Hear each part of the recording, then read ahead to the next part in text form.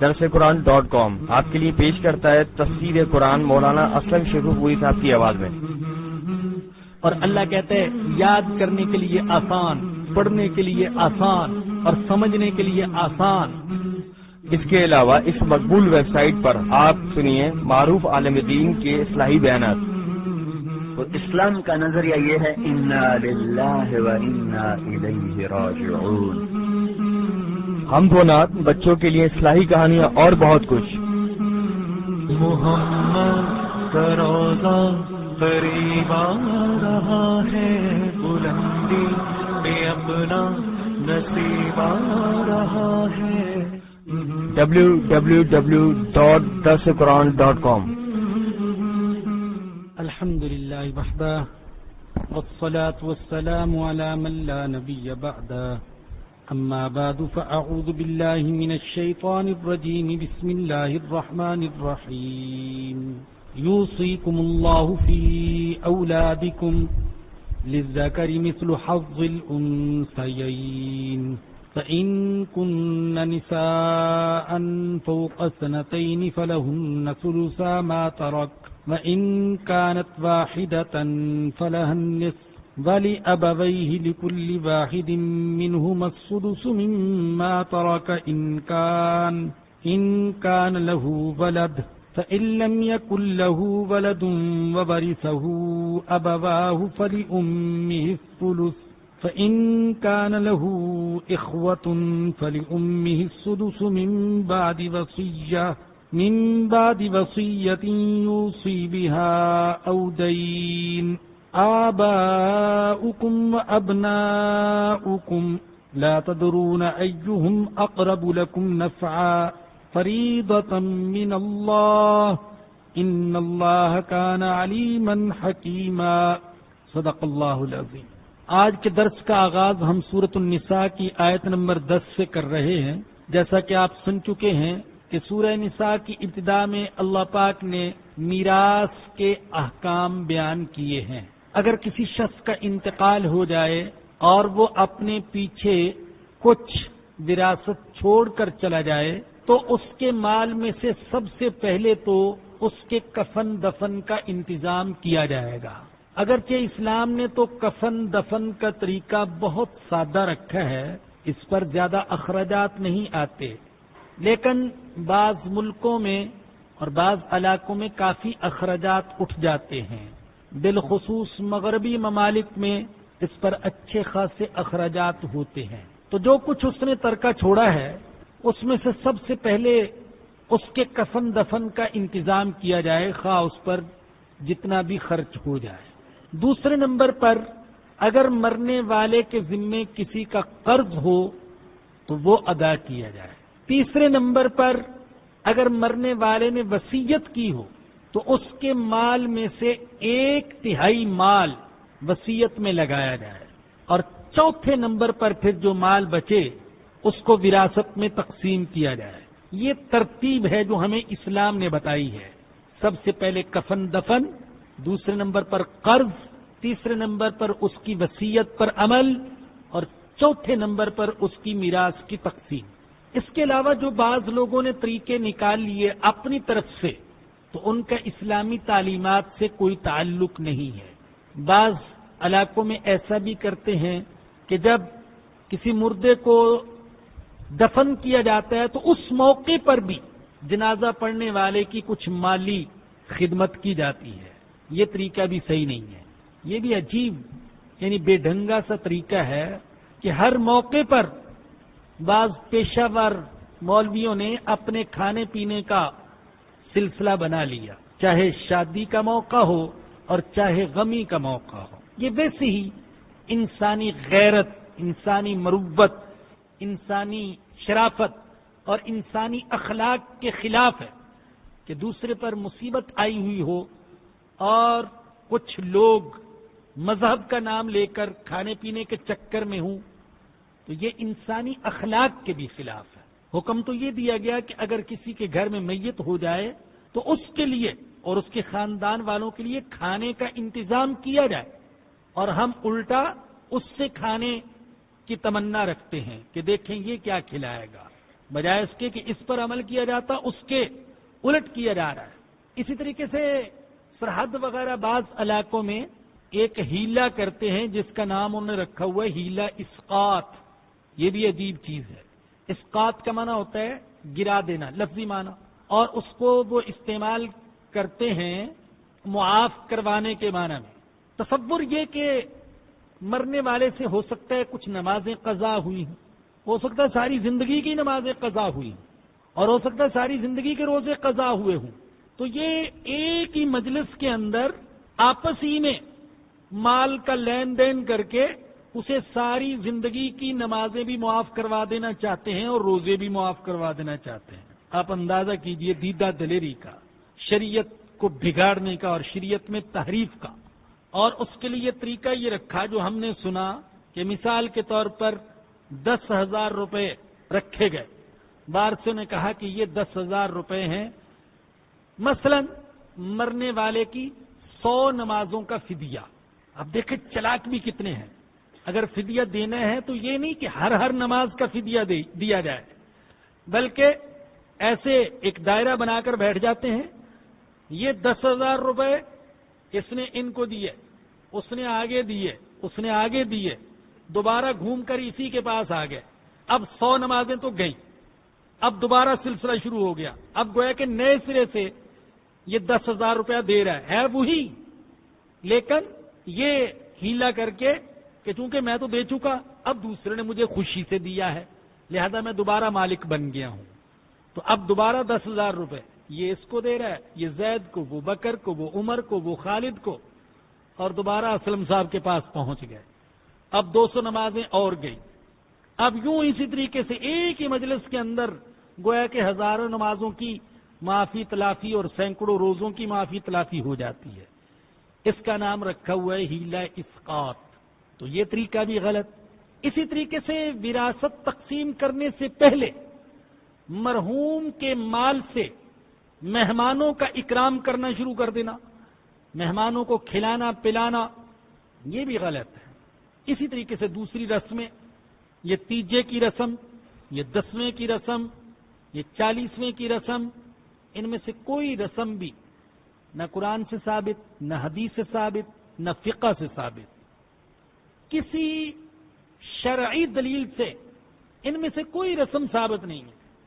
اور حیرت کی بات یہ ہے کہ جو لوگ ان رسموں پر زور دیتے ہیں، جن رسموں کے بارے میں ان سے پوچھا جائے کہ فرض ہیں، وہ خود کہیں گے نہیں فرض نہیں ہے۔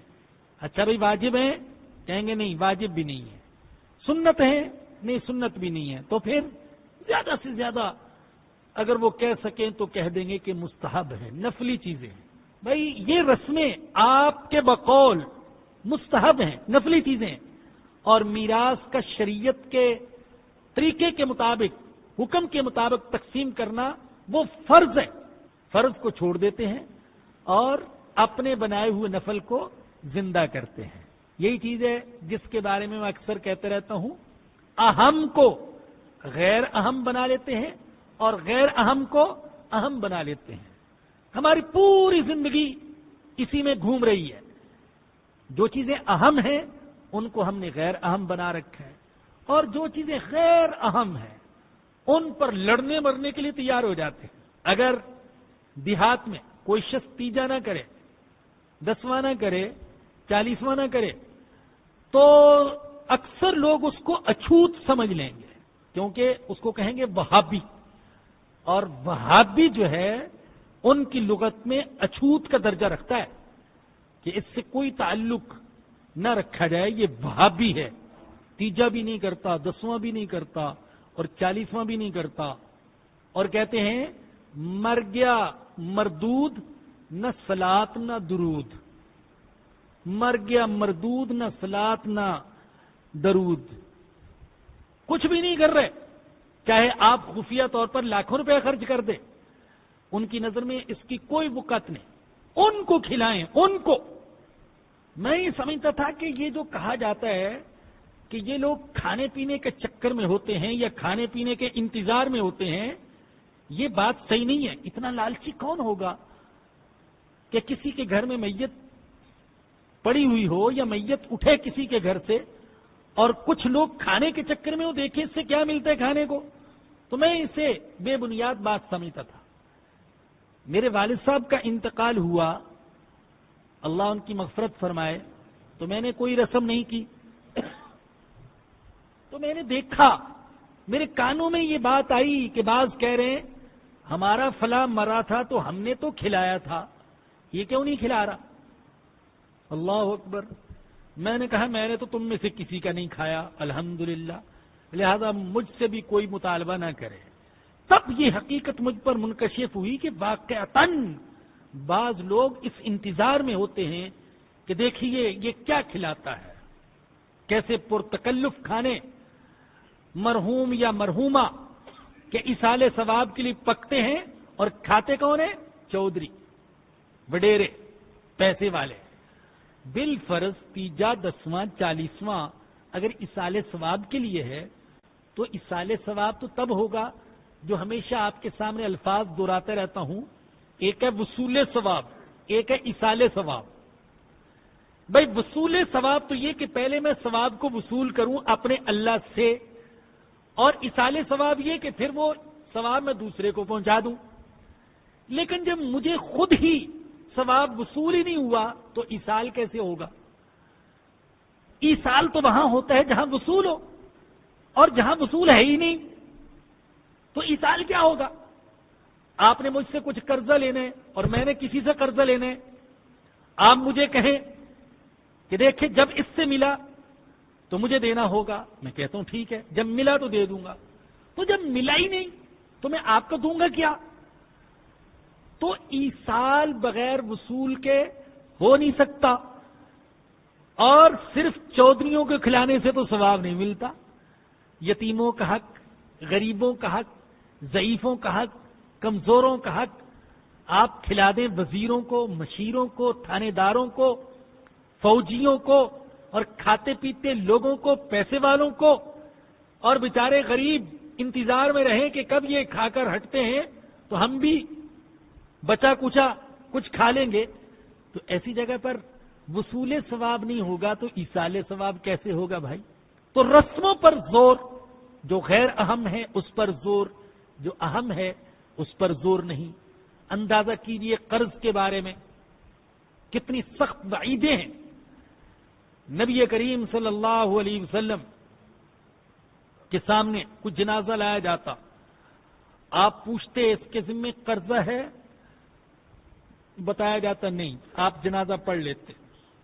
اسی طریقے سے بتایا جاتا اگر قرضہ تو ہے لیکن اس نے اتنا مال چھوڑا ہے کہ اس سے اس کا قرضہ ادا ہو سکتا ہے، تو آپ تب بھی نماز جنازہ پڑھ لیتے۔ اور اگر پتہ چلتا قرضہ ہے اور اس نے کچھ چھوڑا بھی نہیں جس سے قرض ادا ہو سکے تو آپ فرماتے تھے کہ تم پڑھ لو، میں اس کی نماز جنازہ نہیں پڑھوں گا۔ اور ابو داؤد میں حضرت ابو موسیٰ اشعری رضی اللہ تعالیٰ عنہ سے روایت ہے، رسول اکرم صلی اللہ علیہ وسلم نے فرمایا اللہ کے نزدیک گناہوں میں سے سب سے بڑا گناہ، حدیث کے الفاظ ہیں، ان اعظم الذنوب عند اللہ، اللہ کے نزدیک گناہوں میں سے سب سے بڑا گناہ یہ ہے کہ بندہ اللہ کے ساتھ اس حال میں ملاقات کرے اور اسے اس حال میں موت آئے کہ اس کے ذمے قرضہ ہو لیکن اس نے قرضے کی ادائیگی کے لیے کچھ بھی نہ چھوڑا ہو۔ فرمایا کہ یہ سب سے بڑا گناہ ہے۔ اسی طریقے سے مسلم میں ایک حدیث ہے، ایک صاحب نے عرض کیا یا رسول اللہ ارأیت ان قتلت فی سبیل اللہ صابرا محتسبا مقبلا غیر مدبر یکفر اللہ انی خطایایا، اے اللہ کے نبی مجھے بتائیے اگر میں اللہ کی راہ میں اس طریقے سے جہاد کروں کہ میری نیت بالکل خالص ہو، صبر بھی کروں، نیت بھی خالص اللہ کی رضا کے لیے، اور استقامت دکھاؤں، سینہ تان کر کھڑا ہو جاؤں غازی عبد الرشید کی طرح اور پیچھے نہ ہٹوں، یا رسول اللہ نیت بھی خالص ہو، صبر بھی کروں، جرت بھی دکھاؤں، آگے بھی بڑھوں، پیچھے نہ ہٹوں، تو کیا میرے سارے گناہ معاف ہو جائیں گے؟ میں اگر شہید ہو گیا تو آپ اندازہ کیجیے جہاد کس انداز میں وہ کرتا ہے. 4 صفات خود بیان کی، صابرن، محتسبن، مقبلن، غیر مدبر. صبر کرنے والا ہوں، جم جاؤں، ڈٹ جاؤں، اور نیت خالص اللہ کی رضا ہو. نہ قبیلہ، نہ فرقہ، نہ قوم، نہ جماعت، نہ گروہ، نہ شہرت، نہ پیسہ، نہ دکھاوا، نہ مال غنیمت، نہ کشور کشائی. کوئی چیز مقصد نہیں، مقصد صرف اللہ کی رضا. اور پھر سینہ تان کر کھڑا ہو جاؤں گولیوں کے سامنے، پیٹھ نہ دکھاؤں، اور اسی طریقے سے لڑتا لڑتا شہید ہو جاؤں. تو کیا میرے گناہ معاف ہو جائیں گے؟ رسول اللہ صلی اللہ علیہ وسلم نے فرمایا نعم، ہاں معاف ہو جائیں گے. وہ جانے لگا تو آپ نے اسے دوبارہ بلایا تو فرمایا کہ نعم الا الدین کذالک قال جبریل. ہاں سارے گناہ معاف ہو جائیں گے لیکن قرض کا گناہ معاف نہیں ہوگا. اگر تمہارے ذمے قرض ہے تو ایسی جرت کے ساتھ اور ایسی خالص نیت کے ساتھ اور ایسی شجاعت کے ساتھ لڑنے کے باوجود اور مقام شہادت پر فائز ہونے کے باوجود قرض معاف نہیں ہوگا. اور فرمایا کہ مجھے جبرائیل نے اس کی اطلاع کی ہے. www.darsulquran.com. ہو سکتا ہے کہ اسی وقت آپ پر وحی نازل ہوئی ہو اور اللہ نے یہ فرمایا کہ میرے حبیب سارے گناہ معاف ہو جائیں گے لیکن قرض کا گناہ میں شہید کو بھی معاف نہیں کروں گا.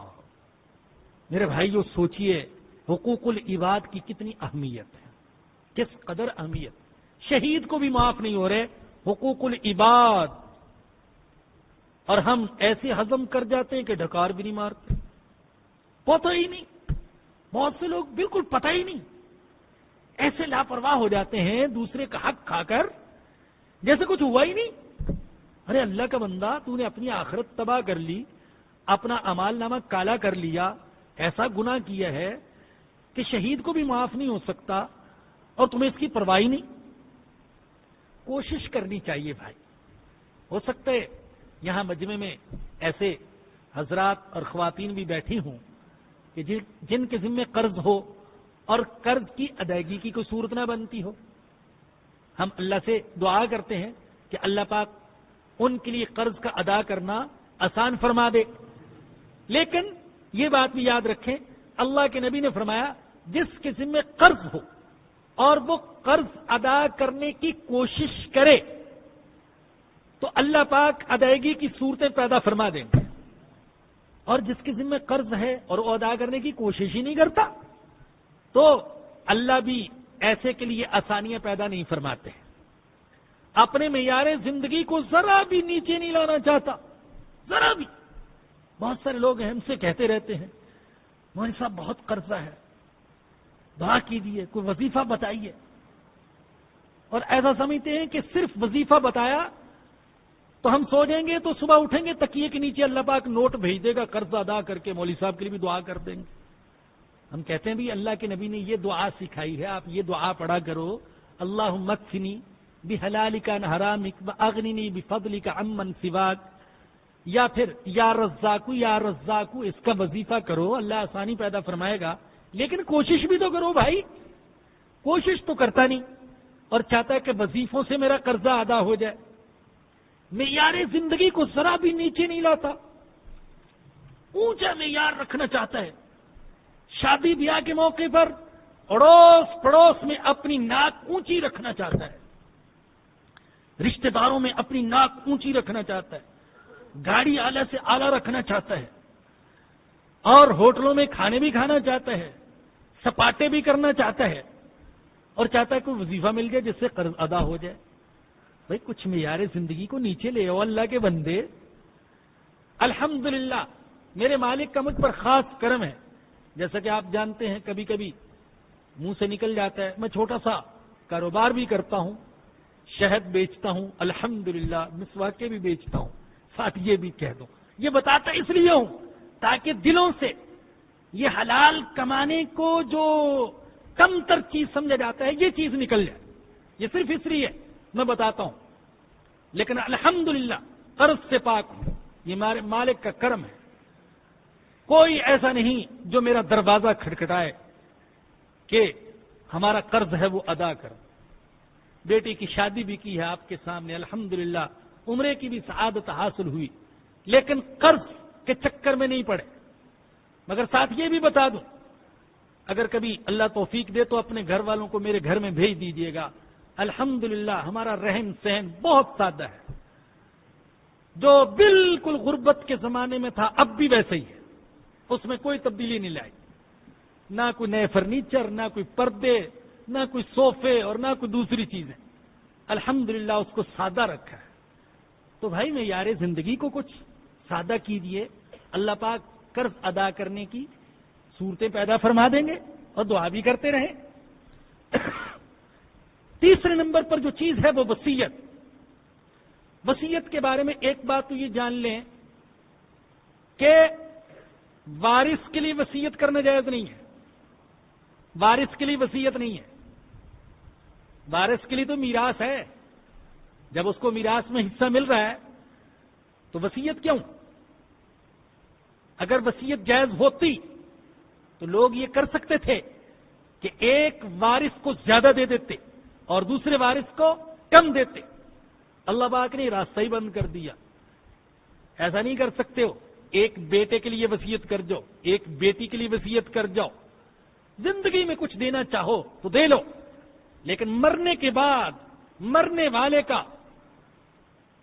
جو حق تھا مال سے وہ ختم ہو گیا، اب تو وارثوں کا حق جڑ گیا، انہی کو شریعت کے بتائے ہوئے طریقے کے مطابق حصہ ملے گا۔ ایک تو وارث کے لیے وصیت نہیں ہے، اور دوسرے 1/3 سے زیادہ کی وصیت جائز نہیں ہے۔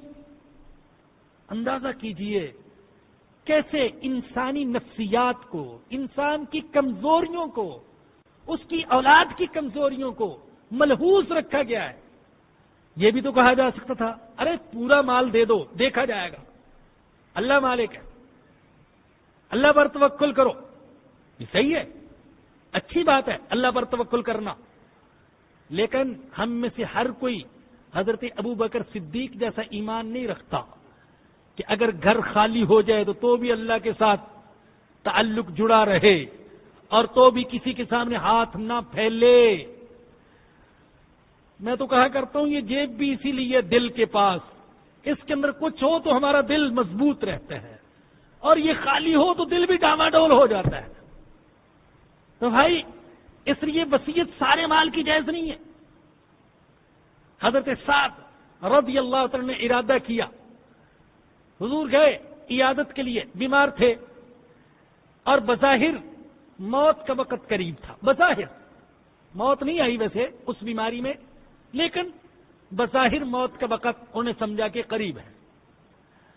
تو عرض کی یا رسول اللہ دل چاہتا ہے کہ جو کچھ ہے میں سب وصیت کر جاؤں اللہ کی راہ میں۔ حضور نے فرمایا نہیں، سارے مال کی وصیت کی اجازت نہیں دے سکتا۔ اچھا آدھے مال کی اجازت دے دیں؟ فرمایا نہیں، آدھے کی بھی اجازت نہیں دے سکتا۔ پھر عرض کیا کہ 1/3 کی اجازت دے دیں؟ فرمایا کہ ہاں 1/3 کی اجازت دیتا ہوں، مگر 1/3 بھی زیادہ ہے، یعنی اس سے کچھ کم ہی رکھو تو بہتر ہے۔ اور پھر کیا فرمایا؟ تم اپنی اولاد کو اغنیا چھوڑ جاؤ، یہ بہتر ہے اس سے کہ تم اپنی اولاد کو دوسروں کے محتاج بنا کر چھوڑ جاؤ۔ تو کچھ اگر اپنی اولاد کے لیے چھوڑ جاؤ تو یہ بہتر ہے، بجائے اس کے کہ وہ بالکل خالی ہاتھ ہیں۔ ایسا نہ ہو کہ وہ فقر اور غربت کی وجہ سے دوسروں کے سامنے ہاتھ پھیلانے لگے، یا کہ معاذ اللہ اپنا ایمان بیچنے لگے۔ تو بھئی یہ وصیت 1/3 کی۔ جب وصیت کی بات کر رہا ہوں تو مجھے لال مسجد کے شہید بھی یاد آتے ہیں، ان کی وصیتیں بھی یاد آتی ہیں، اور میں اللہ سے دعا کرتا ہوں کوئی یہ مضمون بار بار سننا پسند کرے نہ کرے، میں تو بار بار بیان کرتا رہوں گا۔ اللہ سے دعا کرتا ہوں موت تک اللہ پاک ان کا خیال دل سے نہ نکالے، اور میں صاف کہتا ہوں مجھے ان شہیدوں سے شدید قسم کی محبت ہے، خالی قسم کا عقیدت مند ہوں ان کا۔ ہاں وہ اللہ کی راہ کے شہید ہیں، معصوم بچے، معصوم بچیاں، اللہ ان کی قبروں پر کروڑوں رحمتیں نازل فرمائے۔ ہے اللہ، آپ نے شاید آج کے اخبار میں دیکھا بھی ہوگا کہ آج یہ بھی خبر ہم نے پڑھی کہ ان میں سے بعض شہید بچوں اور بچیوں کی قبروں سے قرآن پڑھنے کی آوازیں آ رہی ہیں، اور یہ خبر بھی ہم نے پڑھی کہ غازی کے خون سے ایسی خوشبو اٹھ رہی تھی کہ ساری فضا مہک گئی۔ یہ تو میں نے خبر ہی پڑھی، اور اس کے بعد تصدیق یہ ہوئی۔ ہمارے دارالعلوم کرنگی کے ایک ساتھی ہیں اور وہ اسلام آباد میں ہوتے ہیں، تو انہوں نے اطلاع دی کہ غازی کو قبر میں اتارنے میں بھی شریک تھا، تو اتارتے ہوئے میری ٹوپی گر گئی اور ٹوپی خون سے آلودہ ہو گئی۔ 52 گھنٹے گزر گئے تھے لیکن اب بھی خون بہ رہا تھا اور جسم تازہ۔ ٹوپی گر گئی، خون آلود ہو گئی، میں نے تھیلی میں بند کر لی۔ کافی دنوں کے بعد خیال آیا 2-4 روز کے بعد کہ اس کو دھو لیا جائے۔ جب تھیلی کو کھولا گیا تو پورا گھر خوشبو سے مہک اٹھا۔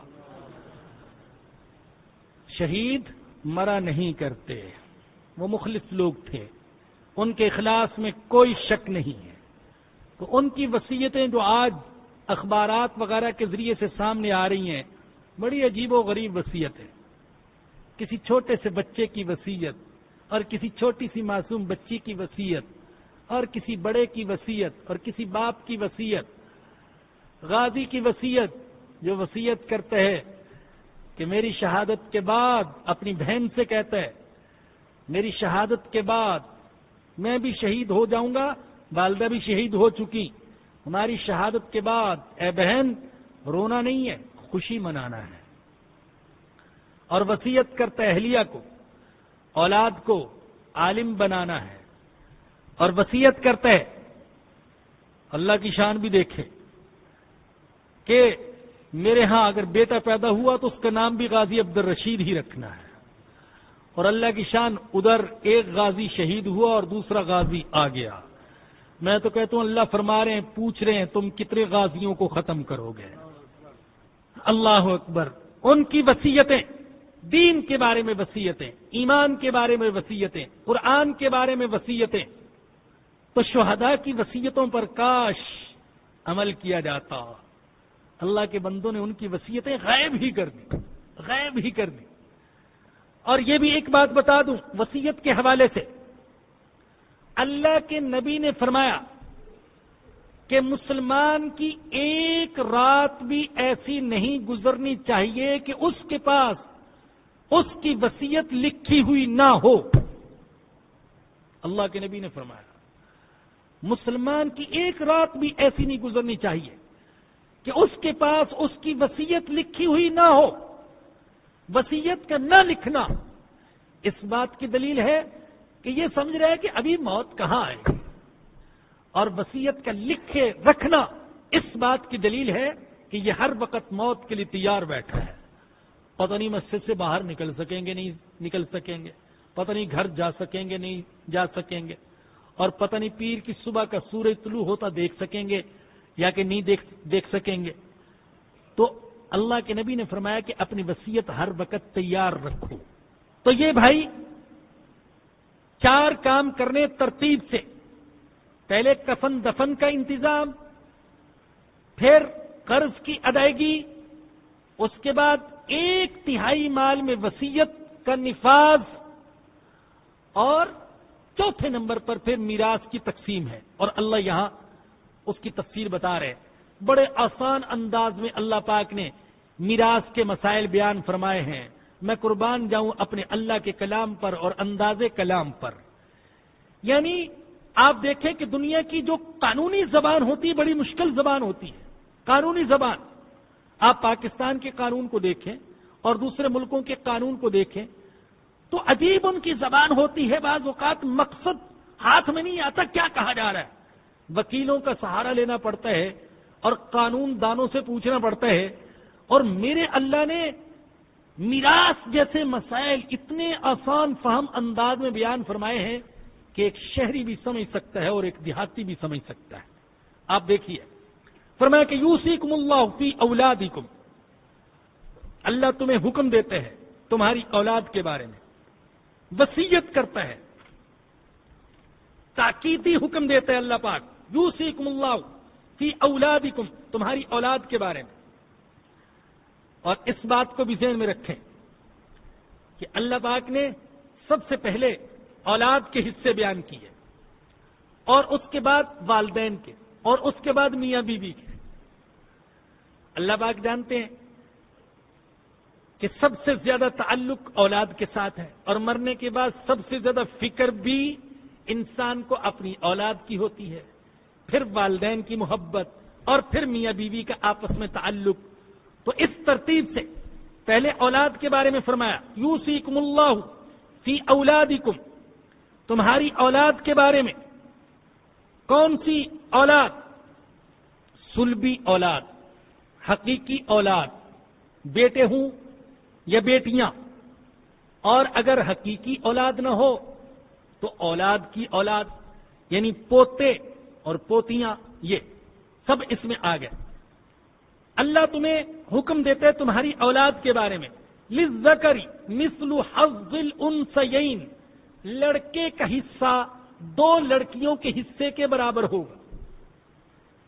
لڑکے کا حصہ دو لڑکیوں کے برابر ہوگا، بیٹے کا حصہ دو بیٹیوں کے برابر. اب بات بالکل آسان ہے سمجھنا. فَإِن كُنَّ نِسَاءً فَوْقَ اثْنَتَيْنِ فَلَهُنَّ ثُلُثَا مَا تَرَكَ، اور اگر صرف لڑکیاں ہوں اگرچہ دو سے زائد ہوں تو انہیں 2/3 ملے گا اس مال میں سے جو مورث چھوڑ کر چلا گیا. اگر اولاد میں لڑکے ہے ہی نہیں ہیں، صرف لڑکیاں ہیں اور وہ بھی 2 سے زائد، تو ان کو 2/3 مل جائے گا. پورے مال کو آپ 3 حصوں میں تقسیم کریں، 2 حصے لڑکیوں کے اور 1/3 جو بچا وہ والدین میں، بیوی میں، شوہر وغیرہ میں تقسیم کیا جائے. فَإِن كُنَّ نِسَاءً فَوْقَ اثْنَتَيْنِ فَلَهُنَّ ثُلُثَا مَا تَرَكَ.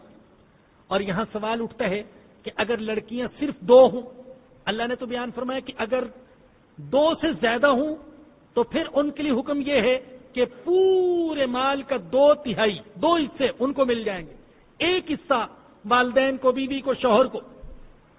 لیکن اگر صرف 2 لڑکیاں ہوں تو پھر ان میں بھی 2/3 تقسیم کیا جائے گا، ان کو بھی 2/3 ملے گا. کیونکہ ابو داؤد کی ایک حدیث میں ہے، حضرت جابر بن عبداللہ رضی اللہ عنہ فرماتے ہیں کہ ایک عورت آئی اپنی یتیم بچیوں کے ساتھ نبی کریم صلی اللہ علیہ وسلم کی خدمت میں اور عرض کیا، اے اللہ کے نبی، ان بچیوں کا والد آپ کے ساتھ جنگ کرتے ہوئے احد میں شہید ہو گیا.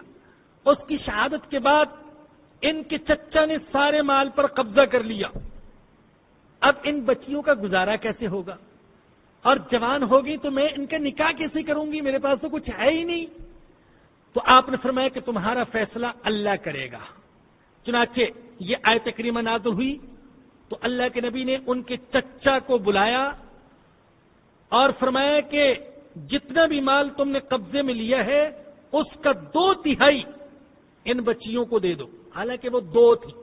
بتانا ہی چاہتا ہوں کہ 2 بچیاں ہوں ان کا بھی یہی حکم ہے کہ پورے مال کے 2 حصے 2/3 وہ ان بچیوں کو مل جائیں گے. اور فرمایا کہ اس کا 8واں حصہ مرحوم کی اس شہید کی بیوہ کو ملے گا، ان بچیوں کی ماں کو. 2/3 ان بچیوں کو، 8واں حصہ ان کی والدہ کو، اور باقی جو بچا وہ تمہیں ملے گا.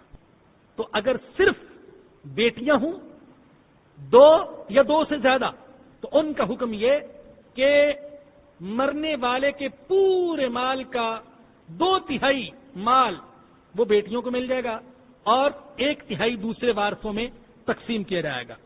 وَإِن كَانَتْ وَاحِدَةً فَلَهَا النِّصْفُ، اور اگر مرنے والے کی صرف ایک ہی بیٹی ہے، اکلوتی بیٹی، بیٹا ہے ہی نہیں، تو فرمایا کہ اس کو آدھا مل جائے گا، پورے مال کا نصف اس اکلوتی بیٹی کو ملے گا اور باقی دوسرے وارثوں میں تقسیم ہوگا۔ یہ تو مسئلہ بیان ہوا اولاد کا۔ اب آگے مسئلہ ہے والدین کا۔ فرمایا کہ ولی ابویہ لکل واحد منہما السدس مما ترک ان کان لہ ولد، مرنے والے کے والدین میں سے ہر ایک کو چھٹا حصہ ملے گا اس میں سے جو اس نے چھوڑا ہے اگر اس کی اولاد۔ والدین کو کتنا حصہ ملے گا؟ 3 صورتیں بیان کی اللہ پاک نے۔ فرمایا کہ پہلی صورت تو یہ ہے کہ مرنے والے کی اولاد ہے، اگر مرنے والے کی اولاد ہے تو اس کے والدین میں سے ہر ایک کو، والد کو بھی چھٹا حصہ اور والدہ کو بھی چھٹا حصہ۔ دوسری صورت فَإِن لَّمْ يَكُن لَّهُ وَلَدٌ وَوَرِثَهُ أَبَوَاهُ فَلِأُمِّهِ الثُّلُثُ، اور اگر مرنے والے کی اولاد نہ ہو اور اس کے والدین اس کے وارث ہوں تو ماں کو ملے گا 1/3۔ مرنے والے کی اولاد نہیں ہے اور اس کے وارث صرف والدین ہیں تو ماں کو ملے گا 1/3۔ باپ کو کیا ملے گا اس کا ذکر نہیں کیا، لیکن خود بخود سمجھ میں آ گیا کہ 1/3 تو والدہ کو مل جائے گا اور 2/3 وہ والد کو مل جائے گا۔ تیسری صورت فَإِن كَانَ لَهُ إِخْوَةٌ فَلِأُمِّهِ السُّدُسُ مِن بَعْدِ وَصِيَّةٍ يُوصِي بِهَا أَوْ دَيْنٍ، اور اگر میت کے ایک سے زیادہ بھائی بہن ہوں، اگر میت کے ایک سے زیادہ بھائی بہن ہوں تو اس کی والدہ کو چھٹا حصہ ملے گا، وصیت پر عمل کرنے کے بعد جو میت کر جائے یا قرض کی ادائیگی کے بعد۔ یہ تیسری صورت ہے والدین کے لیے کہ مرنے والا جو ہے اس کی اولاد تو نہیں ہے لیکن اس کے ایک سے زیادہ بھائی بہن ہیں، تو اس صورت میں والدہ کو چھٹا حصہ ملے گا۔ اگر اس کی اولاد نہ ہوتی اور بھائی بہن بھی نہ ہوتے تو والدہ کو ملتا 1/3 حصہ، زیادہ ملتا، اور اگر اس کے بھائی بہن ہیں تو اب والدہ کو ملے گا چھٹا حصہ۔ حالانکہ بھائی بہنوں کو بھی کچھ نہیں ملے گا، لیکن بھائی بہنوں کی موجودگی کی وجہ سے والدہ کا حصہ کم ہو گیا۔ اگر بھائی بہن نہ ہوتے تو والدہ کو 1/3 مل جاتا پورے مال کا، اور جب بھائی بہن ہیں تو اب والدہ کو مل رہا ہے صرف چھٹا حصہ اور باقی 5 حصے وہ والد کو۔ لیکن فرمایا کہ یہ حصے کم ملیں گے وصیت پر عمل کرنے کے بعد اور قرض ادا کر لینے کے بعد۔ میں آپ کو متوجہ کرتا رہوں گا، یہ پہلی دفعہ فرمایا ہے یہاں کہ یہ میراث تقسیم ہوگی مرحوم کی وصیت پر عمل کرنے کے بعد یا قرض کی ادائیگی کے بعد۔ آگے فرمایا ہمارا اللہ ہمارے دلوں کے خیالات کو خوب جانتا ہے اور قیامت تک جو فتنے اٹھنے والے ہیں ان کو بھی خوب جانتا ہے۔ تو اللہ فرما رہے آباؤکم و ابناؤکم، تمہارے اصول اور تمہارے فروع، تمہارے باپ دادا، تمہارے بیٹے اور پوتے، یہ مطلب ہے میرا اصول اور فروع سے۔ اصول اوپر والوں کو کہتے ہیں باپ دادا، اور فروع نیچے والوں کو کہتے ہیں بیٹا پوتا وغیرہ۔ اللہ کہتے ہیں تمہارے اصول اور فروع لا تدرون ایہم اقرب لکم نفعا، جو بھی ہیں تم پورے طور پر نہیں جان سکتے کہ ان میں سے کون نفع پہنچانے میں نزدیک تر ہے، یہ میں جانتا ہوں، تم نہیں جانتے۔ ہو سکتا ہے تم یہ سوچو اسے زیادہ ملنا چاہیے اور اسے کم ملنا چاہیے، لیکن میں اللہ جانتا ہوں، لہذا میری مرضی میں اور میرے حکم میں تم دخل نہ دو اور اس میں معاذ اللہ عجوب تلاش نہ کرو۔ میرا علم محیط ہے، کلی ہے، وسیع ہے، تمہارا علم محدود ہے، تم نہیں جانتے۔ میں جانتا ہوں کہ انسانوں کے لیے کون سا حکم بہتر ہے. آپ اندازہ کیجئے کہ اسلام سے پہلے عورت کا میراث میں کوئی حصہ نہیں تھا، بچی کا میراث میں کوئی حصہ نہیں تھا. دنیا کے کئی مذاہب ایسے ہیں کہ ان کے اندر میراث میں عورت کا کوئی حصہ نہیں. اسلام نے حصہ بیان کیا. وہ جو عورت کو حصہ نہیں دیتے تھے وہ ظلم کر رہے تھے. اسلام نے حصہ بیان کیا، مقرر کر دیا. اور آج بہت سارے لوگ ایسے ہیں جو کہہ رہے ہیں نہیں، عورت کا حصہ مرد کے برابر ہونا چاہیے. کئی نام نہاد مسلمان یہ آواز اٹھا رہے ہیں. اب حالات بدل گئے ہیں اور یہ حکم تو اس وقت کے لیے مخصوص تھا. آج عورت کا حصہ بہن کا حصہ بھائی کے برابر ہونا چاہیے. وہ جو عورت کو، بہن کو، بیٹی کو، ماں کو حصے سے کلی طور پر محروم رکھتے تھے وہ بھی ظلم کرتے تھے. اور یہ جو عورت کو مرد کے برابر لانا چاہتے ہیں یہ بھی ظلم کر رہے ہیں، یہ بھی زیادتی کا ارتکاب کر رہے ہیں. آپ بنیادی طور پر اس بات کو ذہن میں رکھیں کہ اسلام نے معاش کی ذمہ داری مرد پر رکھی ہے، عورت پر نہیں ہے. عورت پر تو کوئی ذمہ داری نہیں ہے. اب مرد پر اس کی بیوی کے معاشی حقوق، والدین کے حقوق، چھوٹے بھائی بہنوں کے حقوق اور اس کے بچوں کے حقوق، لیکن عورت پر کوئی معاشی ذمہ داری نہیں ہے. لہذا عقل کا تقاضا یہ ہے، عدل کا تقاضا یہ ہے کہ مرد جس قسم میں اتنے حقوق ہیں اسے حصہ زیادہ ملے اور عورت کو اس کے مقابلے میں کم ملے. اور اگر بالفرض کسی کی بگڑی ہوئی عقل وہ کہتی ہے کہ نہیں عورت کو ہی ملنا چاہیے، میری عقل یہ کہتی ہے عورت کو ملنا چاہیے، تو ہم ایسی عقل کو جو قرآن کے مقابلے میں آئے اور شریعت کے مقابلے میں آئے قابل ترک سمجھتے ہیں، قابل نفرت سمجھتے ہیں، جو قانون کو، قرآن کے قانون کو ٹھکرانا چاہتی ہے اور جو اپنی عقل کو بالادستی دینا چاہتا ہے اللہ کے حکم کے مقابلے میں. تو اللہ فرماتے ہیں تمہارے اصول اور فروع جو بھی ہیں تم پورے طور پر نہیں جان سکتے کہ ان میں سے کون نفع پہنچانے میں تمہارے قریب تر ہے. فریضۃ من اللہ، یہ حکم اللہ کی جانب سے مقرر کیا گیا ہے، اللہ کی جانب سے. ان اللہ کان علیما حکیما، بے شک اللہ علم والا ہے، اللہ حکمت والا ہے. اللہ کہتے ہیں میں جانتا ہوں کس کا کتنا حصہ ہونا چاہیے اور میں حکیم بھی ہوں. میرا کوئی حکم حکمت سے، دانائی سے خالی نہیں ہے، مصلحت سے خالی نہیں. تو بھئی اس آیت کریمہ میں تو ایک تو اولاد کے حصے بیان ہوئے اور دوسرا والدین کا حصہ میراث کے اندر، جس کی 3 صورتیں آپ کے سامنے بیان کی گئی.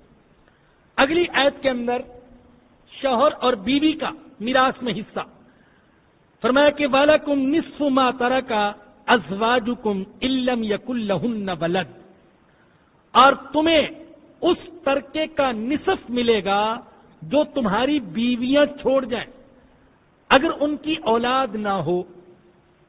کسی کی بیوی کا انتقال ہو گیا اور وہ تھی لا ولد، اس نے اپنے پیچھے کوئی بچہ نہیں چھوڑا، تو شوہر کو اپنے بیوی کے ترکے میں سے نصف ملے گا. فَإِن كَانَ لَهُنَّ وَلَدٌ فَلَكُمُ الرُّبُعُ مِمَّا تَرَكْنَ، اور اگر ان کی کوئی اولاد ہو تو پھر اے شوہرو تمہیں 4تھائی حصہ ملے گا اس میں سے جو وہ چھوڑ جائیں. اگر مرنے والی عورت کی اولاد ہے، خواہ اولاد چھوٹی ہو یا بڑی ہو، پہلے شوہر سے ہو یا موجودہ شوہر سے ہو، اولاد ہے، تو اس صورت میں شوہر کو بیوی کے ترکے میں سے 4تھا حصہ ملے گا. اور اگر اولاد نہ ہو، نہ موجودہ شوہر سے، نہ سابقہ شوہر سے، نہ چھوٹی نہ بڑی، تو اس صورت میں شوہر کو بیوی کے ترکے میں سے نصف ملے گا، پورا آدھا ملے گا. یہاں پر پھر فرمایا، میں آپ کو دوبارہ متوجہ کر رہا ہوں من بعد وصیۃ یوصین بها او دین، وصیت پر عمل کر چکنے کے بعد جو وہ عورتیں وصیت کر جائیں یا قرض کی ادائیگی کے بعد، اگر مرحومہ نے کوئی وصیت کی ہے تو اس وصیت پر عمل کرو، جہاں خرچ کرنے کی وصیت کی ہے وہاں خرچ کرو، اور مرحومہ کے ذمے اگر قرض تھا تو اس قرض کی ادائیگی کا اہتمام کرو، پھر میراث تقسیم کرو۔ یہ دوسری بار آیا ہے وصیت کا ذکر اور قرض کی ادائیگی کا ذکر۔ یہ تو شوہر کا حصہ ہو گیا، وَلَهُنَّ الرُّبُعُ مِمَّا تَرَكْتُمْ إِن لَّمْ يَكُن لَّكُمْ وَلَدٌ، اور بیویوں کو چوتھائی حصہ ملے گا اس میں سے جو تم چھوڑ جاؤ اگر تمہاری اولاد نہ ہو۔ اگر شوہر کا انتقال ہو گیا اور اس کی کوئی اولاد نہیں تھی، نہ اس بیوی سے نہ کسی اور بیوی سے، تو اس صورت میں اس کی بیوی کو شوہر کے ترکے میں سے 1/4 ملے گا۔ فَإِن كَانَ لَكُمْ وَلَدٌ فَلَهُنَّ الثُّمُنُ مِمَّا تَرَكْتُمْ، اور اگر تمہاری اولاد ہو تو پھر بیویوں کو 8واں حصہ ملے گا اس میں سے جو تم چھوڑ کر چلے جاؤ۔ اگر اولاد نہیں تو بیوی کو چوتھا حصہ، اور اگر اولاد ہے تو بیوی کو 8واں حصہ۔ تو سوال یہ ہے کہ اگر کسی کی کئی بیویاں ہوں، 2 بیویاں، 3 بیویاں، 4 بیویاں، تو پھر کیا حکم ہے؟ تو پھر بھی یہی حکم ہے۔ یعنی اگر مرحوم کی اولاد تھی تو بیویوں کو چوتھا حصہ ملے گا، اور یہی چوتھا حصہ اس کی 2، 3، 4 بیویوں کے درمیان تقسیم کر دیا جائے گا۔ اور اگر اس کی اولاد نہیں تھی تو چوتھا حصہ، اور اگر اس کی اولاد ہے مرحوم کی تو اس صورت میں اس کی بیویوں کو 8واں حصہ ملے گا۔ اگر اس کی ایک ہی بیوی ہے تو وہ اکیلی 8ویں حصے کی مالکہ ہوگی، اور اگر اس کی 2 یا زیادہ بیوی ہیں تو یہی 8واں حصہ ان کے درمیان ان کے حصے کے مطابق تقسیم کر دیا جائے گا۔ لیکن یہاں یہ بھی سن لیں، اگر کسی شخص نے اپنی بیوی کا مہر مرتے وقت تک ادا نہیں کیا تو مہر کا حکم وہی ہے جو قرض کا حکم ہے۔ لہذا اگر کسی نے بیوی کا مہر ادا نہیں کیا تو پہلے تو اسے مہر ادا کیا جائے گا جو کہ وصیت سے بھی پہلے ہے، پہلے مہر ادا کیا جائے گا، اور اس کے بعد پھر اس کا میراث میں جو حصہ بنتا ہے وہ اس کو دیا جائے گا۔ گویا کہ اس کو 2 حصے ملیں گے، مہر والا حصہ الگ ملے گا اور میراث والا حصہ الگ ملے گا۔ اور اگر بالفرض شوہر نے اتنا چھوڑا ہے، صرف اتنا چھوڑا ہے کہ جس سے بیوی کا مہر ہی ادا ہو سکتا ہے اور کچھ بچتا ہی نہیں، تو سارے کا سارا پیسہ بیوی کے مہر کی ادائیگی میں لگا دیا جائے گا، میراث میں بالکل تقسیم نہیں کیا جائے گا۔ اس کا بھی خیال کریں میرے بھائیوں، بہت سے بھائی ایسے ہیں مہر کی ادائیگی میں بڑی سستی کرتے ہیں، بڑا بخل کرتے ہیں، بڑی کنجوسی کرتے ہیں، ہاتھ کھینچ لیتے ہیں کیسے مہر دو۔ بعض کی سوچ بڑی عجیب ہے۔ جو لوگ اس طرح کی حرکتیں کرتے ہیں یہ لوگ اسلام کو بدنام کرنے کا ذریعہ بنتے ہیں۔ دیکھو، یہ اسلام کا نام لینے والے عورت کے حقوق کھاتے ہیں، عورت پر ظلم کرتے ہیں، عورت کے ساتھ زیادتی کرتے ہیں، تو لوگ ایسی باتیں کرتے ہیں۔ تو بھائی، مہر کی ادائیگی ایسے ہی ضروری ہے جیسے قرض کی ادائیگی ضروری، اور جو قرض کی اہمیت آپ نے سمجھی، سنی ابھی احادیث کی روشنی میں، تو وہی اہمیت ہے مہر کی ادائیگی کی۔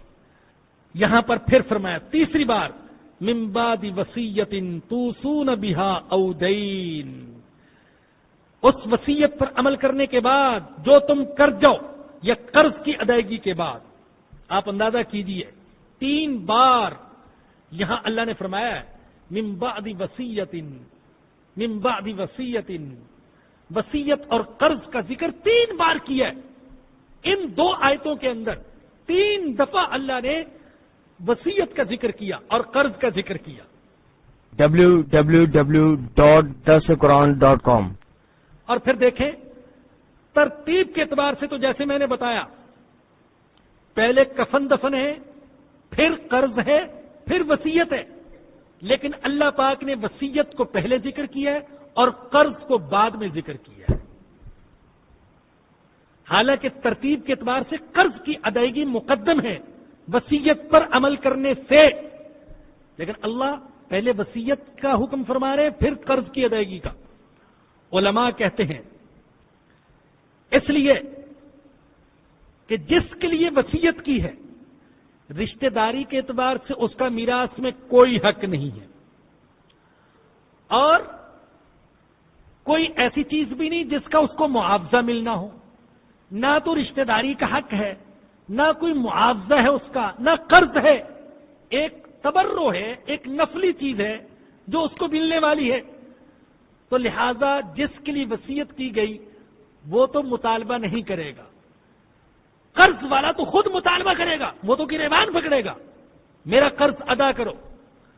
اور اگر کسی مرنے والے نے مسجد کے لیے وصیت کی ہے تو یہ سیدھی سی بات ہے، ایسا تو نہیں ہو سکتا کہ مسجد کا متولی جا کر مرحوم کے بیٹوں کا گریبان پکڑ لے، بے وصیت کی تھی نکالو جلدی، یا مدرسے کا محتمم جا کر مرحوم کی اولاد کو پکڑ لے کہ بھئی مرنے والے نے وصیت کی تھی وہ دو۔ تو چونکہ وصیت کا مطالبہ کرنے والا کوئی نہیں ہوگا تو اس کا مطالبہ خود رب العالمین نے کر دیا، اور پہلے کیا، قرض سے پہلے کیا، اور اس کے بعد قرض کو ذکر کیا، کیونکہ اللہ جانتے ہیں کہ قرض والا تو خود آ جائے گا، تو وصیت کو پہلے ذکر کیا اللہ نے اور قرض کو بعد میں۔ آگے چوتھی صورت جان لیں۔ اب تک آپ اولاد کے حصے جان چکے، والدین کے حصے اور شوہر اور بیوی کے حصے۔ اگلا جو مسئلہ ہے وہ مسئلہ ہے کلالہ کا۔ کلالہ کس کو کہتے ہیں بھائی؟ ذرا توجہ فرمائیے گا۔ کلالہ اس کو کہتے ہیں جس کے نہ اصول نہ فروع، نہ اصول نہ فروع، نہ اس کے باپ دادا اور نہ اس کی اولاد پوتے وغیرہ، کچھ بھی نہیں ہے، اکیلے، نہ اس کے اصول نہ فروع، نہ باپ دادا اور نہ ہی بیٹے پوتے وغیرہ۔ ہمارے استاد مولانا سرفراز صاحب، حالانکہ ان کی زبان پشتو ہے، لیکن چونکہ زندگی پنجاب میں گزری تو پنجابی ہی بولتے ہیں فی البدی، قرآن کا درس بھی پنجابی میں دیتے ہیں۔ یہاں سے یہ بھی معلوم ہوا، اور ویسے ہے قرآن سے بھی ثابت ہے، جس قوم میں جائیں اسی قوم کی زبان میں دعوت دینی چاہیے۔ امریکہ میں جائیں تو انگریزی میں دعوت دینی چاہیے، فرانس میں جائیں تو فرانسیسی زبان میں دعوت دینی چاہیے، زبانوں پر بھی عبور حاصل کرنا چاہیے۔ تو جو میں سنانے لگا تھا، مولانا سرفراز صاحب مجھے آج تک یاد ہے، وہ کلالہ کی تعریف کرتے تھے۔ اب بہت سو کی سمجھ میں نہیں آئے گا، لیکن اب یاد آ گیا تو سنا دیتا ہوں۔ اوتر نہ کھتر نہ مولی نہ پتر، یہ کہتے ہیں اوتر نہ کھتر نہ مولی نہ پتر۔ اگر کوئی کچی مولی نکال لے زمین میں سے، اب کھانے کے لیے مولی بھی نہیں ہے اور پتے بھی معمولی سے وہ بھی نہیں ہے، تو نہ مولی نہ پتر، کچھ بھی نہیں۔ تو کلالہ کی تعریف کرتے تھے، ہمیں سمجھانے کے لیے کہتے کلالہ جانتے ہو کیا ہوتا ہے؟ حضرت نہیں، اوتر نہ کھتر نہ مولی نہ پتر۔ تو مقصد یہ کہ کلالہ وہ ہے جس کے نہ اصول نہ فروع، نہ کوئی اوپر اس کے نہ نیچے، اکیلے ہی بیچارہ۔ ایسا مرد بھی ہو سکتا ہے اور ایسی عورت بھی ہو سکتی ہے، اس کا کوئی اوپر نیچے تو نہیں ہے، لیکن اگر اس کا کوئی بھائی ہے یا بہن ہے تو ان میں سے ہر ایک کو چھٹا حصہ ملے گا۔ جہاں آپ نے کئی مشکل الفاظ سنے ہیں تو 2-3 مشکل الفاظ اور بھی سن لیں۔ ویسے بھی مقصد تو یہی ہے نا بھائی کہ تھوڑا تھوڑا ہم قرآن کے قریب آئیں، قرآن کی زبان سمجھیں، قرآن کے الفاظ سمجھیں۔ 2-3 الفاظ مشکل اور آپ کو بتانا چاہوں گا۔ بھائی بہنوں کی 3 قسمیں ہوتی ہیں، حقیقی جو ماں باپ دونوں میں شریک ہوں، باپ بھی ایک ماں بھی ایک، اور اللاتی کیا ہوتا ہے؟ جو باپ میں تو شریک ہیں لیکن ماں الگ الگ ہے، باپ ایک ہے لیکن ماں ایک نہیں ہے۔ اور تیسرے نمبر پر اخیافی بھائی بہن کون سے ہوتے ہیں؟ جو ماں میں تو شریک ہوں، باپ میں شریک نہ ہوں، دونوں کی ماں ایک ہے لیکن باپ الگ الگ ہے. مثال کے طور پر ایک خاتون نے پہلے ایک بندے کے ساتھ نکاح کیا، اس سے بھی اولاد ہے، پھر دوسرے کے ساتھ نکاح کیا، اس سے بھی اولاد ہے. اب دونوں جو اولادیں ہیں یہ ماں میں تو شریک ہیں لیکن باپ میں شریک نہیں ہے، باپ الگ الگ ہے. تو یہاں اللہ فرما رہے ہیں کہ اگر کوئی کلالہ ہو جس کے نہ اصول نہ فروع لیکن اس کے بھائی بہن ہیں. کون سے بھائی بہن؟ اخیافی، یعنی ایسے بھائی بہن ہیں جو ماں میں شریک ہیں. یہ میں اس لیے کہہ رہا ہوں کہ جو دوسری قسم کے بھائی بہن ہیں ان کا حکم اسی صورت کے آخر میں آئے گا، وہاں انشاءاللہ آپ کو دوبارہ مشکل میں ڈالیں گے. تو یہاں جو حکم بیان کیا یہ اخیافی بھائی بہن کا، تو فرمایا کہ وہ میت وَإِن كَانَ رَجُلٌ يُورَثُ كَلَالَةً، وہ میت جس کی میراث دوسروں کو ملے گی، خواہ مرد ہو او امرأۃ یا عورت ہو، اگر وہ ایسی ہو کہ اس کے اصول و فروع نہ ہوں، وَلَهُ أَخٌ او أُخْتٌ، اور اس کا بھائی ہو یا بہن یعنی ماں شریک، فَلِكُلِّ وَاحِدٍ مِّنْهُمَا السُّدُسُ، تو ان میں سے ہر ایک کو چھٹا حصہ ملے گا. فَإِن كَانُوا أَكْثَرَ مِنْ ذَلِكَ، اور اگر بھائی بہن اس سے زیادہ ہوں، فَهُمْ شُرَكَاءُ فِي الثُّلُثِ، تو وہ ایک تہائی میں شریک ہوں گے. یہاں پر پھر فرمایا مِن بَعْدِ وَصِيَّةٍ يُوصَىٰ بِهَا أَوْ دَيْنٍ، وصیت پر عمل کرنے کے بعد جو وصیت کر دی گئی یا قرض کی ادائیگی کے بعد، غیر مضار، بشرطے کہ کسی کو ضرر نہ پہنچایا جائے، بشرطے کہ کسی کو ضرر نہ پہنچایا جائے. ضرر پہنچانے کی کئی صورتیں ہو سکتی ہیں، اللہ معاف فرمائے، اللہ نہ کرے ایسا ہو. مثال کے طور پر مرنے والا اپنے وارثوں سے چڑا ہوا ہے، تنگ ہے، وہ سمجھتے ہیں انہوں نے میری خدمت نہیں کی، تو وہ ان کو محروم کرنے کے لیے جان بوجھ کر کہہ دیتا ہے میں نے فلاں کا 2 لاکھ روپے قرضہ دینا ہے، حالانکہ دینا کچھ نہیں تھا. اس نے سوچا انہوں نے مجھے تنگ کیا ہے، میں ان کو اپنی میراث میں سے 1 ٹکا نہیں لینے دوں گا. اب ایسے کہہ دیتا ہے فلاں سے میں نے 2 لاکھ روپے قرضہ دیا تھا، پہلے وہ ادا کر دینا پھر میراث تقسیم کرنا. اب قرض کا اس نے کر دیا، یا اس کے پاس کچھ مال رکھا ہوا ہے ذاتی مال، لیکن اپنے وارثوں کو محروم کرنے کے لیے وہ کہتے ہیں یہ مال میرا نہیں ہے، یہ فلاں کی امانت ہے، اس کو پہنچا دینا. اسی طریقے سے 1/3 سے زیادہ وصیت کر جائے تو یہ تو کئی صورتیں ہو سکتی ہیں ضرر پہنچانے کی. تو اللہ کہتے ہیں غیر مضار، بشرطے کہ کسی کو ضرر نہ پہنچایا جائے. وصیۃ من اللہ، یہ تاکیدی حکم ہے اللہ کی طرف سے. واللہ علیم حلیم، اللہ جانتا بھی ہے اور اللہ بردبار بھی ہے. اللہ جانتا ہے کس کا کتنا حصہ ہونا چاہیے، اور بعض اوقات تم زیادتی کرتے ہو تو وہ پکڑتا نہیں اس لیے کہ بڑا بردبار ہے. تلک حدود اللہ، یہ اللہ کی حدیں ہیں، اللہ کے حکم ہیں. ومن یطع اللہ ورسولہ، جو اللہ کی اطاعت کرے گا اس کے رسول کی اطاعت کرے گا، یدخلہ جنات تجری من تحتها الانہار خالدین فیہا ابدا، اللہ اس کو داخل کرے گا ایسی جنات میں، ایسے باغات میں جن کے ساتھ نہریں جاری ہوں گی، ان میں وہ ہمیشہ رہیں گے. وذالک الفوز العظیم، یہ بہت بڑی کامیابی ہے. اے اللہ ہمیں یہی کامیابی عطا فرمانا. چونکہ میراث کی بات ہے نا، تو لوگ تو سمجھیں گے کہ جس کو میراث میں زیادہ پیسہ ہاتھ آ گیا وہ کہے گا یہ ہے میری کامیابی، میں کامیاب ہو گیا.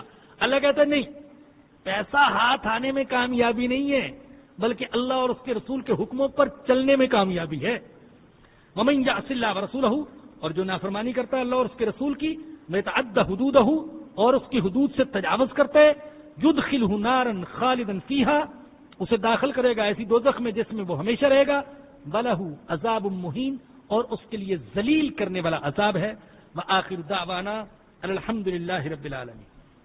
میں پہلی بات تو ایک شہداء کے حوالے سے ایک بات کرنا چاہوں گا. ہے اللہ، ایک بات تو یہ کہ دیکھو بھائی، میری ناقص سوچ کے مطابق خود کش دھماکے، اور میری ناقص سوچ کیا، سارے علماء کی سوچ کے مطابق خود کش دھماکے یہ جائز نہیں اس وقت مسلمانوں کے اندر، اور یہ کسی مسئلے کا حل نہیں ہے. بہت سے بے گناہ مسلمان ان میں مارے جاتے ہیں، یہ طریقہ صحیح نہیں. یہ آگ پھر بڑھتی جائے گی، پھیلتی جائے گی. یہ یہاں بھی ہو سکتا ہے، وہاں بھی ہو سکتا ہے دھماکہ. تو یہ بھائی کسی مسئلے کا حل نہیں ہے. اور خالی خولی تقریریں کر لینا اور ایسے احتجاج کر لینا، صرف احتجاج عارضی طور پر کر کے بیٹھ جانا، یہ بھی مسئلے کا حل نہیں. میں آپ سے جو گزارش کرنا چاہتا ہوں، ایک تو یہ کہ لازم کر لیں کہ شہیدوں کو اپنی ہر دعا میں یاد رکھیں اور ظالموں کو بھی یاد رکھیں. ہاں، ظالموں کو بھی یاد رکھیں. اللہ ان کو ہدایت دے، ہدایت ان کے مقدر میں نہیں تو اللہ ان کو عبرت کا نشان بنا دے. اور اس کے علاوہ جو ایک اہم بات جو ہے، میں کچھ نہیں کر سکتا، میں بہت کمزور ہوں اور اتنے وسائل بھی نہیں، اتنی فرصت بھی نہیں. لیکن اس درس میں کچھ تو ہوں گے، کچھ پڑھے لکھے، کوئی سمجھدار، کوئی قانون جاننے والے، کوئی عدالتوں سے تعلق رکھنے والے. تو میرے بھائیوں، خدا را کوشش تو کرو. میرا دل یہ کہتا ہے کہ اگر کوئی شخص 1500 یا 2000 جلنے والے طلبہ اور طالبات کا درد اپنے دل میں محسوس نہیں کرتا تو میرے خیال میں اس کے دل میں ایمان نہیں ہے، اور کچھ بھی نہیں کرتا، وہ بھی درد سے خالی ہے. تو کچھ نہ کچھ تو کیجئے بھائی، کچھ کوشش کیجئے اللہ کے بندو. کوئی عدالت کا دروازہ کھٹکھٹانے والا ہو، کوئی اجتماعی صورت پیدا کرو خدا کے بندو. ارے یہ تو سوچو، اگر ہمارے گھر سے 2 جنازے اٹھ جائیں تو کیا حال ہو، میرے بچے کے، آپ کے بچوں کے، یا وہ زندہ جل جائیں تو کیا حال ہو. یہاں تو بہت سے یتیم بچوں کا سوال ہے، بہت سے یتیم بچوں کا جن کا کوئی بھی نہیں تھا. اور میرا دل کہتا ہے، میں صاف کہتا ہوں، اور قرآن و حدیث کی بنا پر الحمدللہ دل میں یہ آتا ہے کہ شاید مذہبی جماعتیں بھی کچھ نہ کریں، سیاسی جماعتیں بھی کچھ نہ کریں، لیڈر کچھ نہ کریں، لیکن میرا اللہ اس خون کا انتقام ضرور لے گا. یہ پکی بات ہے، خدا کی قسم پکی بات، ایسا ہو کر رہے گا. یہ آپ بھی دیکھیں گے، آپ کی نسلیں بھی دیکھیں گے. ہاں، تو مظلوم کی جو دعا ہے وہ قبول ہوتی ہے. بہرحال جو ہو سکتا ہے بھی کریں، کوشش ضرور کریں، جو اللہ پاک آپ کو توفیق دے. ایک اہم اعلان وہ یہ کہ 2 اگست کو آپ کو پتہ ہے انشاءاللہ توابین میں اہم پروگرام ہوگا. 2 اگست کو ابھی سے تیاری شروع کر دیں. کم از کم 1 رات تو ہمیں دے دیں بھائی، مہینے میں 1 رات نہیں دے سکتے، 3 گھنٹے دے دیں بھائی. تو کوشش تو کرو گے نا انشاءاللہ. 2 اگست جمعرات کا دن، جمعرات کو عصر کے بعد آپ وہاں پہنچ جائیں جامع مسجد توابین گلشن معمار میں. آپ سے درخواست ہے، دوبارہ یاد کراؤں گا انشاءاللہ، اس لیے کہ آپ بھولتے بہت زیادہ ہیں. اگر میرے ذمہ قرضہ ہوتا تو کبھی نہ بھولتے، لیکن یہ کہ یہ بھول جاتے ہیں. اللہ کے نبی، یہ مجھے بھی اس وقت یاد نہیں ہے بھائی، ایک دعا تو مشہور ہے، اللہم بارک لنا فی رجب و شعبان وبلغنا رمضان. ایک دعا تو یہ ہے، اور کوئی خاص دعا اس وقت مجھے یاد نہیں ہے. فرماتے ہیں ایک اتوار کو آپ کی عدم موجودگی میں مؤذن صاحب نے ایک نظم پڑھی تھی، سب نے پسند کیا تھا، دوبارہ سنوا دیں. بھائی مؤذن صاحب سے درخواست ہے، نماز کے بعد یہ فرمائش ضرور پوری کر دیں.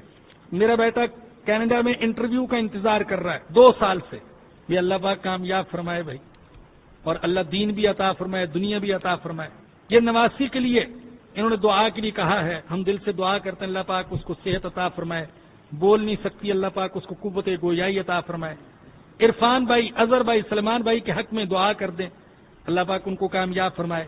ہمارے عاصم بھائی جو درس کے بنیادی منتظمین میں سے ہیں، ان کے سسر صاحب کا جیسا کہ آپ نے سنا انتقال ہو گیا، ان کی مغفرت کے لیے دعا کیجئے، اللہ مغفرت فرمائے ان کی. اور ساس بیمار ہیں، اللہ ان کو شفا عطا فرمائے. نعیم صاحب کی بہن بہت بیمار ہیں، ہم دل سے دعا کرتے ہیں اللہ پاک ان کو شفا عطا فرما دے. دعا کیجئے. الحمدللہ رب العالمین والصلاة والسلام علی سید الانبیاء والمرسلین. ربنا ظلمنا انفسنا وان لم تغفر لنا وترحمنا لنکونن من الخاسرین. یا رب العالمین، یا ارحم الراحمین، اپنے فضل و کرم سے ہمارے صغیرہ کبیرہ خفیہ اعلانیہ سارے گناہوں کو معاف فرما دے، ساری پریشانیوں کو دور فرما دے، ساری جائز ضروریات غیب کے خزانوں سے پوری فرما دے. یا رب العالمین، یا رب العالمین، شہداء لال مسجد کے درجات کو بلند فرما. ان کے دلوں میں جو ایمان تھا، قرآن کی محبت ہی ہمارے دلوں میں بھی پیدا فرما. یا اللہ ظالموں کو ہدایت عطا فرما، اگر ہدایت ان کے مقدر میں نہیں تو ان کو نشانہ عبرت بنا دے. یا رب العالمین، یا ارحم الراحمین، اس ملک میں اسلامی نظام کا بول بالا فرما، قرآن کا بول بالا فرما. یا اللہ قرآن کریم کو ہمارے دلوں کی بہار بنا دے، آنکھوں کا نور بنا دے، غموں اور پریشانیوں کا علاج بنا دے۔ یا اللہ جن احباب نے دعاؤں کے لیے کہا سب کی دعاؤں کو قبول فرما لے، اور جتنے مرحومین ہیں ان کی مغفرت فرما دے۔ یا اللہ ان کے گناہوں کو معاف فرما دے، نیکیوں کو قبول فرما لے۔ یا رب العالمین جو کچھ مانگا وہ بھی عطا فرما، جو نہیں مانگ سکے اور ہمارے دین اور دنیا کے لیے بہتر ہے وہ بھی عطا فرما۔ ربنا آتنا فی الدنیا حسنۃ وفی الآخرۃ حسنۃ وقنا عذاب النار۔ ربنا تقبل منا انک انت السمیع العلیم وتب علینا انک انت التواب الرحیم۔ صلی اللہ تعالی علی رسولہ وخیر خلقہ سیدنا و مولانا محمد وآلہ وصحبہ واہل بیتہ اجمعین آمین برحمتک یا ارحم الراحمین۔ درسقرآن.com آپ کے لیے پیش کرتا ہے تفسیر قرآن مولانا اسلم شیخو پوری صاحب کی آواز میں۔ اور اللہ کہتا ہے یاد کرنے کے لیے آسان، پڑھنے کے لیے آسان اور سمجھنے کے لیے آسان۔ اس کے علاوہ اس مقبول ویب سائٹ پر آپ سنیے معروف عالم دین کے اصلاحی بیانات۔ تو اسلام کا نظریہ یہ ہے انا للہ و انا الیہ راجعون۔ حمد و نعت، بچوں کے لیے اصلاحی کہانیاں اور بہت کچھ۔ محمد کا روضہ قریب آ رہا ہے، بلندی پہ اپنا نصیب آ رہا ہے۔ www.darsequran.com